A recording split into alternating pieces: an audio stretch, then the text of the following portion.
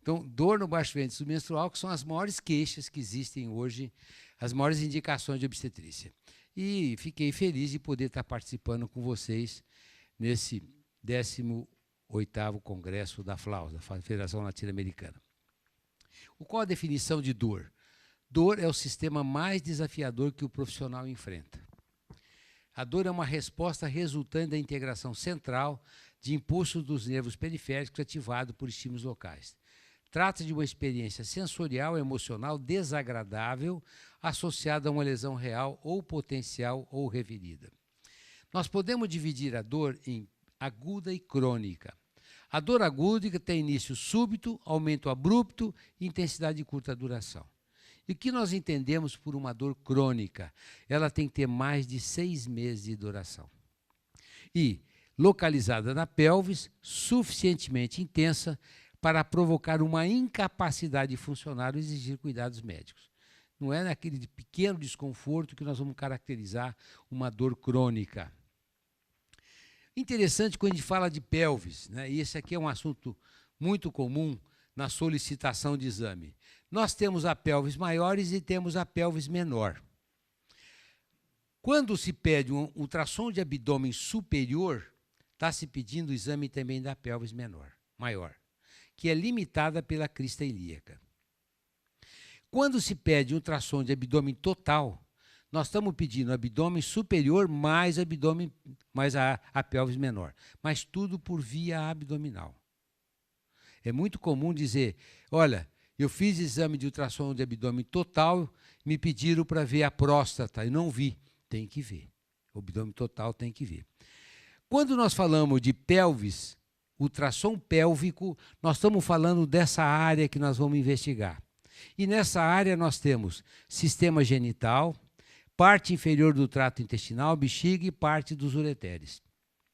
Então, veja, nessa área nós podemos investigar pelo ultrassom, tanto por ultrassonografia abdominal, ou por via transvaginal, ou por via transretal. Então, quando se pede ultrassom pélvico, está se pedindo ou abdominal ou geralmente vaginal.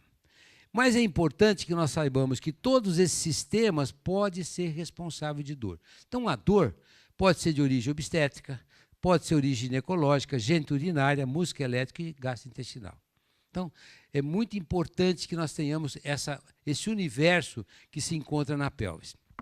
E aí, mais do que nunca, mostra a importância de ultrassom relacionado com a clínica, né? As dores ginecológicas, como a gente suspeita de uma dor ginecológica? E a paciente está do nosso lado.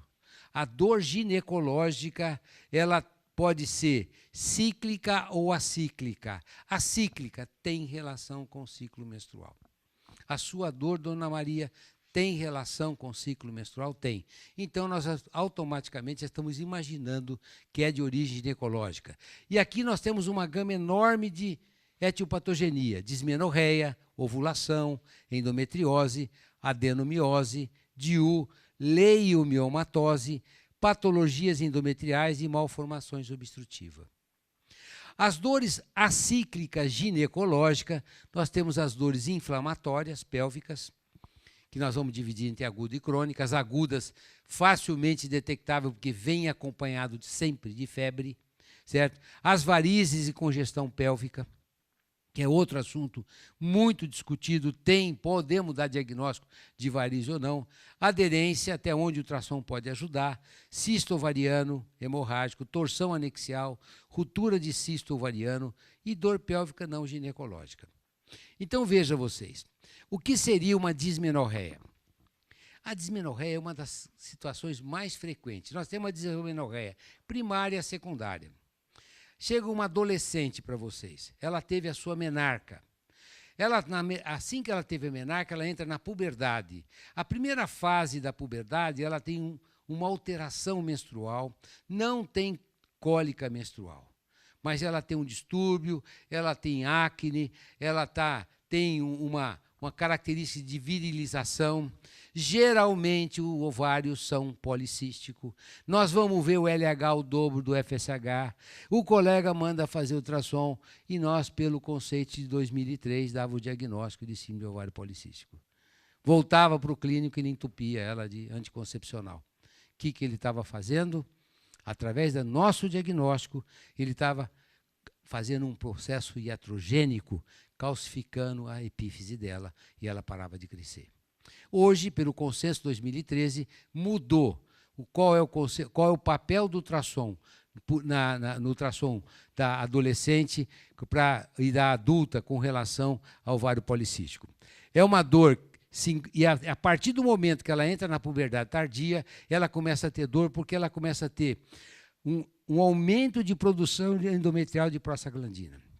Esse processo inflamatório pélvico, no momento da menstruação, é acompanhado de dor, que pode durar de 48 a 72 horas, e geralmente a dismenorreia primária surge 2 a 3 anos após a menarca, é quando ela entra na sua puberdade tardia.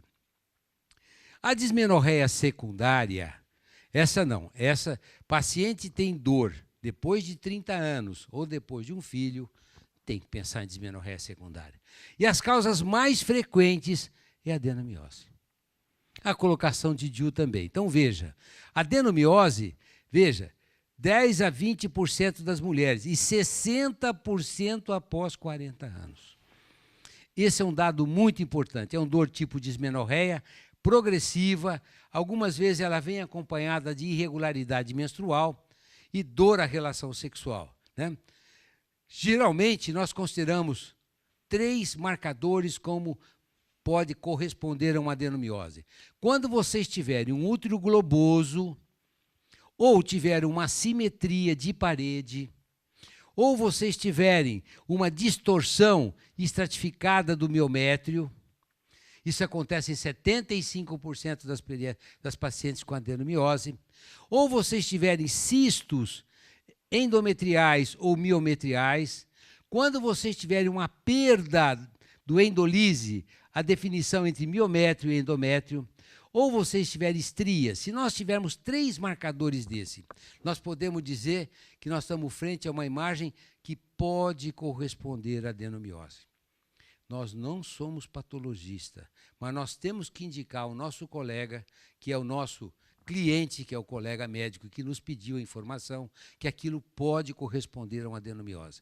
Diagnóstico definitivo de adenomiose é dado pelo patologista, certo?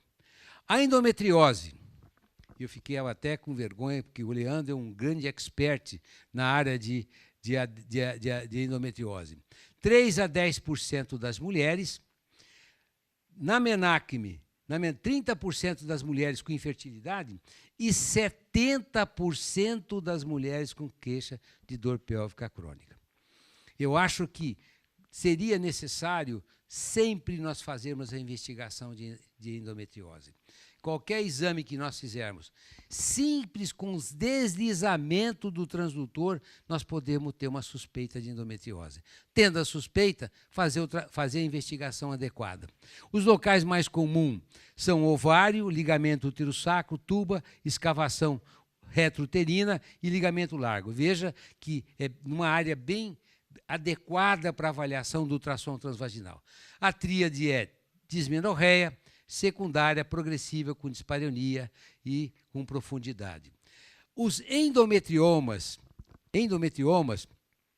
que são áreas que têm essa floculação, né? O ultrassom tem uma especificidade muito grande, chega a ser 83%, com uma especificidade de 98%. Mas podemos dizer que são endometrioma? Imagem que pode corresponder a endometrioma. Nós podemos tomar um pouco de cuidado, porque eu já vi muita imagem dessa que era um cisto hemorrágico. DIU. Esse é um outro problema, porque o número de colocação de DIU é grande. Antigamente, usava a distância do DIU ao fundo do útero de 20 milímetros, mais ou menos 2. Agora estão se usando 10 milímetros do DIU ao fundo da cavidade. Na verdade, Quando o DIU está no colo uterino, é um DIU mal posicionado, né? Agora, esse é um caso de um DIU que nós pegamos agora, recentemente, foi a colocação de um Mirena. Olha, estava todinho dentro do miométrio. Uma paciente que logo depois do parto tentaram colocar o DIU e o parto dela foi cesárea. Então, esse é um problema sério, muito sério, né? E ela estava ali colocado. Tomar muito cuidado na descrição de DIU, porque DIU normo posicionado é quando eu vejo com 3D. Por quê? Eu posso ter um DIU in situ, mas não normo posicionado. Ele pode estar nessa distância, mas uma da haste do DIU está dentro do miométrio. Então, DIU normo posicionado tem que estar dentro da cavidade e a haste tem que ficar adequada. Quando ele se encontra dentro no miométrio, isso aí é um DIU que está mal posicionado. Vocês terão uma aula hoje de DIU pelo Fernando. Mioma.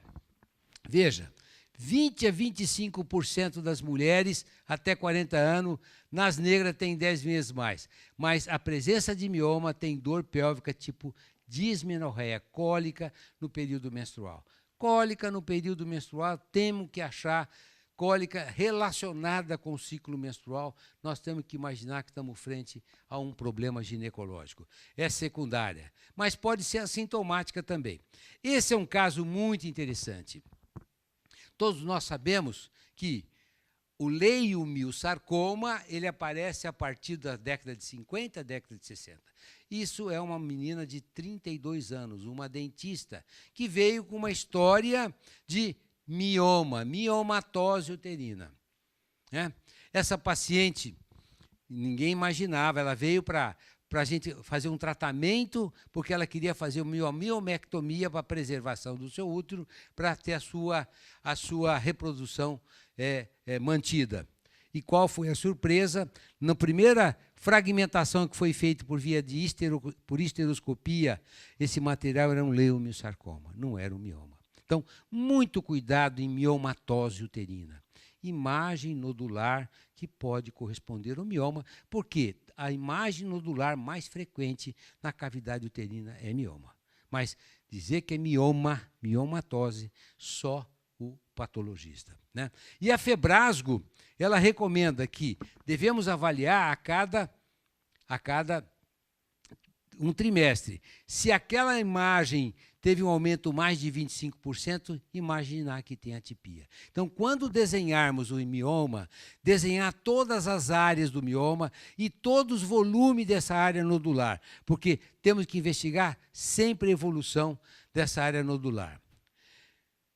Patologias endometriais. Veja vocês, aqui nós temos que são causas de dor pélvica, dor tipo dismenorreia. Veja, é uma dismenorreia secundária, geralmente associada à irregularidade menstrual. Tanto a imagem que pode corresponder a um pólipo, quanto uma imagem que pode corresponder a um mioma, são causas de dor pélvica no período menstrual, de dismenorreia. Lembrando que é muito importante isso, que os pólipos são melhores visualizados na fase folicular e na fase periovulatória. E a imagem sugestiva de mioma é avaliado na fase luteal. Então, muitas vezes não vemos um mioma, um pólipo, porque está na fase luteal e, em seguida, ele aparece num tempo depois. Então, é importante o período do ciclo menstrual que nós podemos estar avaliando. Malformação uterina. Esse é um caso que nos chegou. Paciente, 17 anos, tinha dor nos períodos menstruais, estava em amenorreia primária. Nenhum médico põe ela na sala para fazer exame. Não era necessário fazer ultrassom. Se fizesse um exame especular dela, ia ver que era um ímã perfurado. E era só a resolução. Mas não se faz. Então, chegou lá, tinha um hematocolpo enorme na cavidade, que era responsável por uma dor pélvica obstrutiva, e essa dor pélvica é por um problema ovulatório. O paciente refere que sempre a sua dor se encontra no meio do ciclo. Nós podemos imaginar que é um processo ovulatório. Então, essa é uma dor tipo cólica, ruptura, e acontece no meio do ciclo. Geralmente, nós vamos ver esse sangue que acaba acontecendo no processo ovulatório, levando irritação peritoneal. Entre as dores acíclicas em ginecologia, nós temos a dor pélvica. E a dor pélvica aguda, sempre vai estar associado, tanto o pio Sabres como o abscesso tubovariano, a dor aguda, temos febre.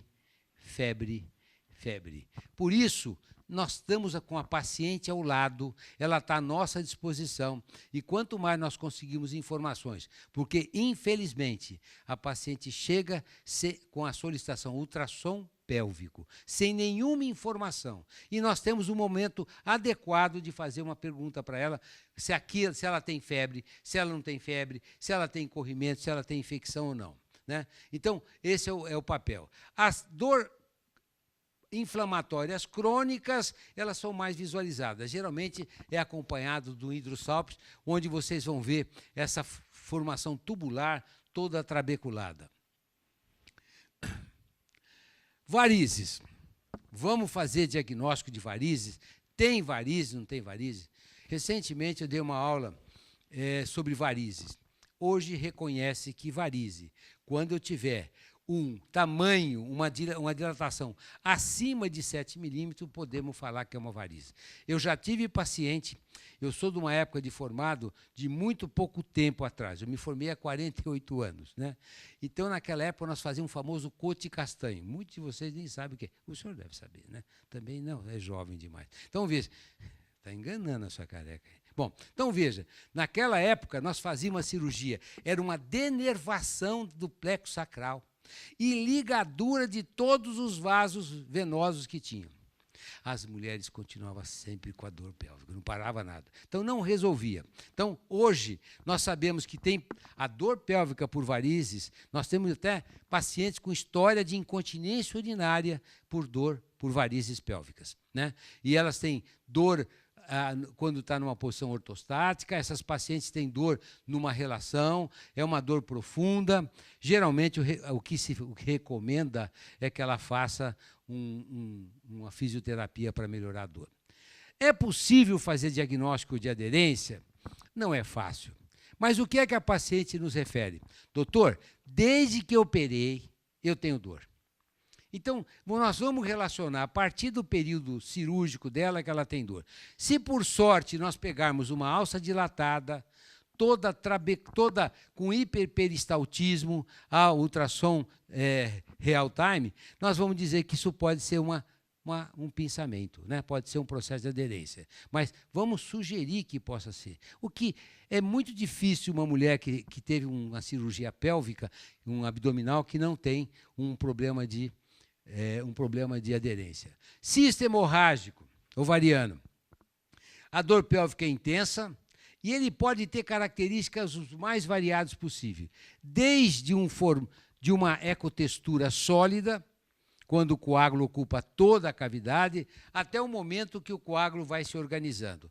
Aí, mais do que nunca, o Doppler nos ajuda para mostrar que isso aqui não é uma área sólida, e sim uma área que é um coágulo, certo? Torção ovariana anexial, uma patologia que não é infrequente, principalmente em adolescente, aonde nós temos com maior frequência o quê?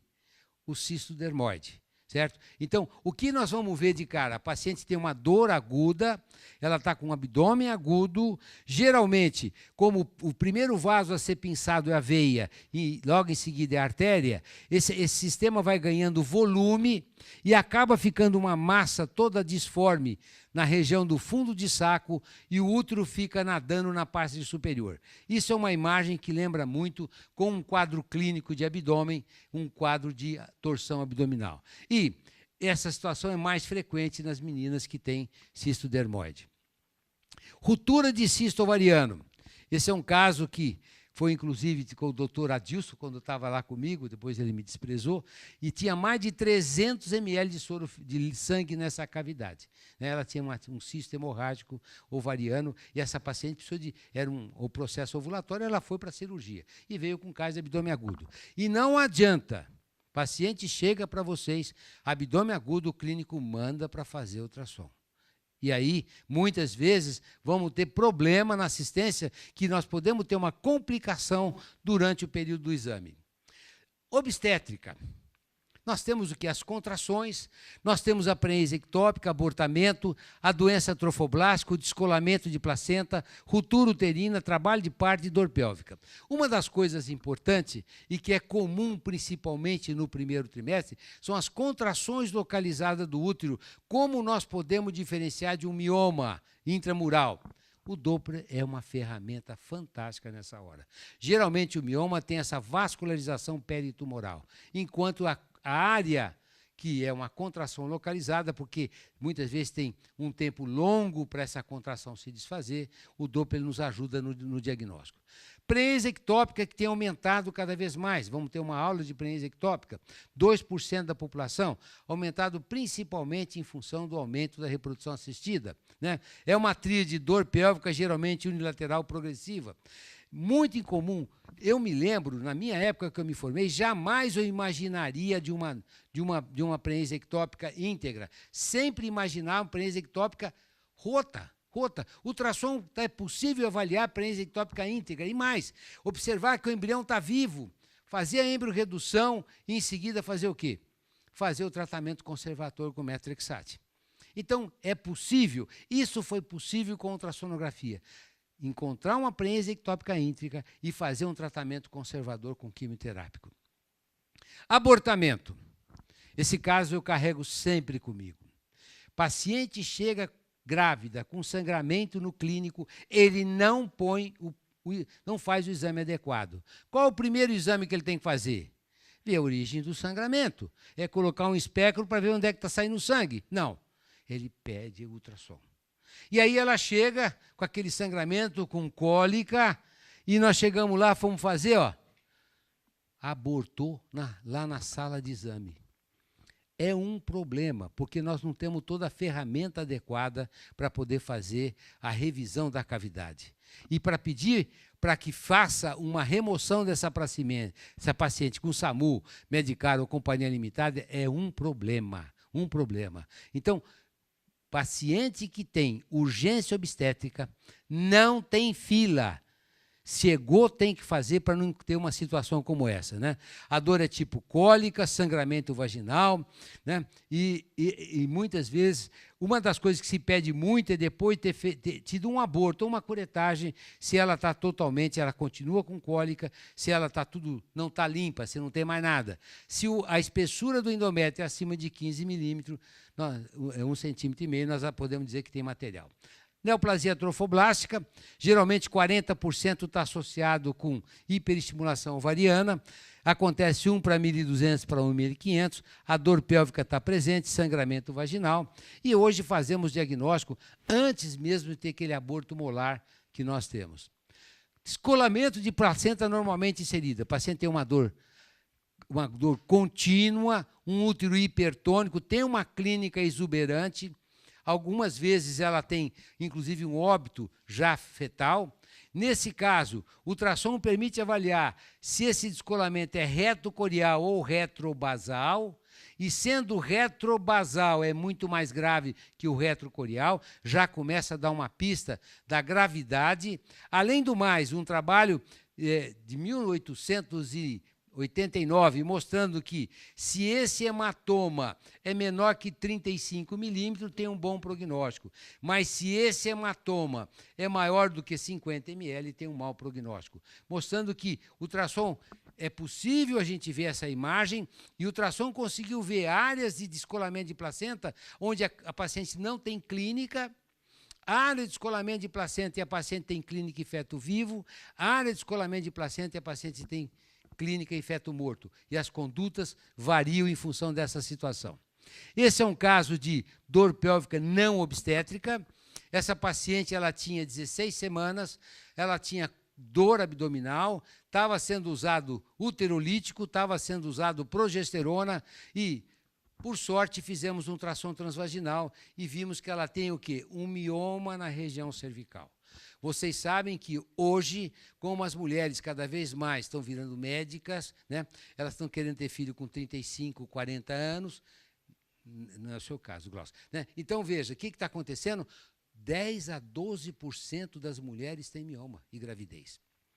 30% dos miomas aumentam. E quando eles são subserosos, eles podem levar a uma irritação peritoneal e de dor abdominal. Dor abdominal. Essa dor, esse aumento que leva à degeneração, acontece nos primeiros trimestres ou até metade do segundo trimestre. É quando a gonadotropina coriônica está aumentada. E depois ela tende a regredir já no terceiro trimestre, os miomas, e a sintomatologia melhora. Então, esse é o padrão que a gente tem encontrado. Gastrointestinal. Nós temos gastroenterite. A paciente refere que tem um hábito intestinal alterado, tem cólica, não está relacionado com o ciclo menstrual. Podemos detectar numa jovem um apendicite por via endovaginal. Também ela tem uma história de processo apendicular. Obstrução intestinal, diverticulite, esse é um caso que nós tivemos de apendicite. Vocês fazendo compressão com o transdutor, não há modificação dessa coleção líquida, certo? Esse é um caso que nós tivemos de obstrução intestinal. Veja, essa paciente tinha um aumento de peristaltismo, era uma dor pélvica, não estava relacionado com o ciclo menstrual. Né? E geniturinária, nós temos a cistite, e aqui é importante a espessura da mucosa vesical. Veja, nós temos a mucosa vesical, ela pode ser até 7 milímetros quando eu tenho 50 centímetros de plenitude vesical. Quando eu tenho uma bexiga com 150, de 50 a 250, ela pode ser 5, acima de 5, acima de 7, eu posso pensar num aumento de espessura da mucosa vesical como uma causa de um processo, uma cistite, certo? Outra coisa que podemos ter são as nefrolitíses com dilatação renal. Esse é um caso que nós tivemos que havia uma litise ureteral que foi feita por via endovaginal. E tudo isso dando dor pélvica, até mesmo um processo de uma pielonefrite dando uma dor referida na região pélvica. Músculo elétrico, essa era uma paciente, a ginasta, ela fazia ginástica, era uma fisioterapeuta, e durante o exercício ela apresentou uma dor aguda na pelvis, era uma dor bem superficial, e usando um transdutor de alta frequência, pela história clínica dela, nós vimos que ela tinha uma ruptura do músculo reto abdominal. Né? Então, é uma coisa que ela vem nos ajudar, a história clínica, a profissão dela, e quando me apareceu a dor, e essa dor não tinha relação com o ciclo menstrual, com o hábito intestinal, nem problema urinário, mas era uma dor que a palpação já mostrava um desconforto muito grande. Outra situação, como linfoma, aneurisma, síndrome de compressão. O que eu quero dizer para vocês, que toda mulher que tem dor pélvica, ela vai no ginecologista. E o ginecologista, depois de ter conversado, avaliado a paciente, vai mandar para todos vocês. E nesse trabalho, publicado no Radiology, 3.440 pessoas com dor pélvica, apenas 99 casos, 3% era desordem ginecológica. Então, lembrar que a dor pélvica não significa que todas elas é de causa ginecológica, apesar que vem pela mão do ginecologista. Nós temos 37% da dor pélvica que ela é gastrointestinal, nós temos 31% que é geniturinário, apenas 20% da dor pélvica na mulher é de origem ginecológica. Certo? Lembrar que o ultrassom tem uma alta, é importante, tem uma sensibilidade boa e uma especificidade também. Mas é fundamental a relação clínica e imagem. Nós não podemos dar diagnóstico de imagem. Nós temos que dar diagnóstico de doença. Nesse livrinho que nós temos junto com o doutor Adilson, dor pélvica aguda, ultrassom vaginal, endorretal, abdominal, e tentar diferenciar se a paciente está grávida, uma ectópica, um aborto, uma colicistite, uma patologia gastrointestinal, anexial, litise ureteral, endometrioma. Então, isso tudo é uma coisa que nós podemos fazer. E quero convidá-los que, em setembro do ano que vem, estamos montando, junto com o doutor Adilson, o nosso programa da Jornada Internacional de Ultrassom, que vai ser em Ribeirão Preto, e eu espero que vocês vão lá junto com a gente, né?